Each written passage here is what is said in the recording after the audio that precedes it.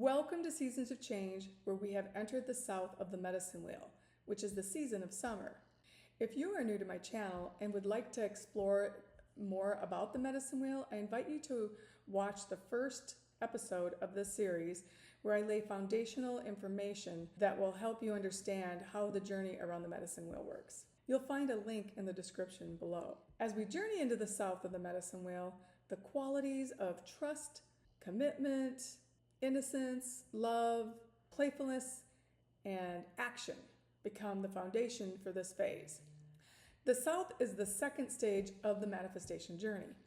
Having planted your intentions in the east, you now begin to nurture the seeds that you've planted through trust, commitment, and inspired action. This is the stage where you actively participate in bringing your intentions into form by activating your desires. And one of the most powerful ways to do that is by repetition. By consistently reciting your intentions, writing them down, and taking actions that align with them, you strengthen your commitment and you reinforce the energy of what you're creating. Repetition also helps your conscious and subconscious mind with your higher knowing, also known as the superconscious, allowing your intentions to become more deeply embodied through your thoughts, words, and actions. You can also deepen this activation by weaving ceremony and prayers of gratitude into your daily practice. Consistent repetition creates momentum, so I invite you to commit to this process for a minimum of 21 days. Through your repeated prayers, actions, and focused intention, you nourish the energy of what you are calling forth and support its manifestation into your life. In the South, we take full responsibility for creating the life we desire. One of the gifts of this direction is discernment. You choose where to place your energy and which actions will support the intentions that you've planted in the East. Through focused attention and consistent repeated action, you strengthen the energy of your intentions until they begin to take form in your physical reality. So the South is the universal law of manifestation, the law of circulation, otherwise known as the law of giving and receiving. So when you're practicing the law of circulation, you offer what you seek to receive. If you desire respect, you offer respect. If you seek love, you express love. If you wish to experience prosperity, help others prosper. And when you learn to offer a gift to everyone you meet, you keep the flow of energy moving.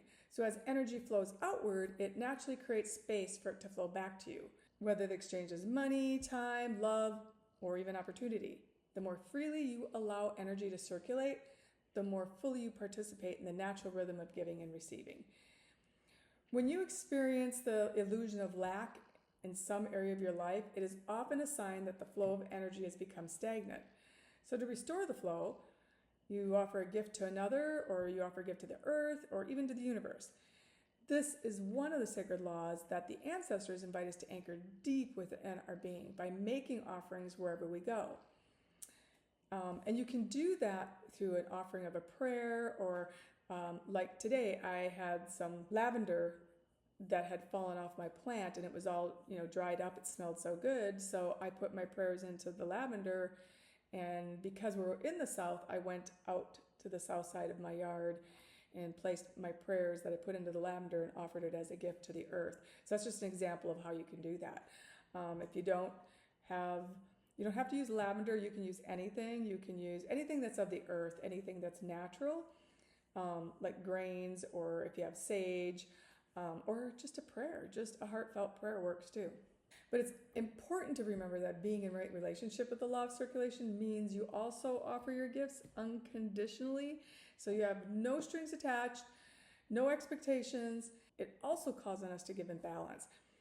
So I want to offer another experience of how I give offerings. Like one of the things I do anytime I go on a vacation, the first thing I do when I get to my destination is I offer a prayer of gratitude to the land, to the city that I'm in, I usually say to the energy of the land of, and I'll list the name of the city, and then give gratitude for an amazing experience, for synchronicity, for harmony, for beauty, for wonderful, unexpected, beautiful, synchronistic moments to happen.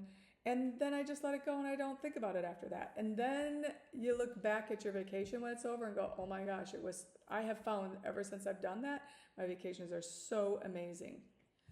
Now, another thing I want to talk about is if you're one of those people who naturally give in excess, or you find yourself as in a provider role or as a caretaker, these are the times when the greatest gift to give is to lovingly say no. Because giving beyond what is appropriate, especially when it's motivated by a desire to rescue or fix someone, can actually interrupt the natural flow of their own growth and their learning. And you actually delay that process, and every time their learning comes to them, it will be a stronger experience. So you're actually not helping them, you're creating a condition that could be more intense for them to walk through. If you want, instead you can offer the gift of intention. So you can hold a vision of them receiving exactly what they need, that it comes in divine perfect timing, and that it comes in the highest way for their journey. So you see them happy, fulfilled, and open to the gifts that the universe is offering them. So sometimes the greatest gift we can offer is our trust that they are exactly where they need to be and are fully capable of receiving the wisdom and blessings that are meant for them. As you've learned in the first video of the series, there are animals that guide us in each direction, and of course eagles in every single direction. And if you want to see the message from the eagle, I invite you to go. There is a video for the east, for the animal spirit guides, and the eagle is I think it's the first one that I talk about in there. So if you want to see that, I welcome you to go check that out. But when I did my ceremony, I did one on the solstice. It's just been a minute to get here and do a video about the South. There's been a lot going on. Of course, South is the season of action, and I've been doing a lot of action lately. So I carved out some time this weekend, this 4th of July weekend, so I could get this done for you guys. The animals that step forward are not only helping me, but all of you who are coming to the page and reading about it. They know who's coming and what is needed for the group energy. So the ones that have come forward are coyote, whale, and salmon.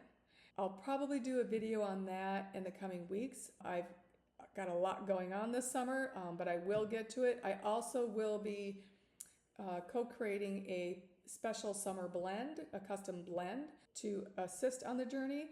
Now, one of the other things I wanted to share with you is that when you're walking through the medicine wheel, I am teaching it as each season shows up in real time, but because we're multidimensional beings, we have different areas in our life that are in different seasons in the medicine wheel.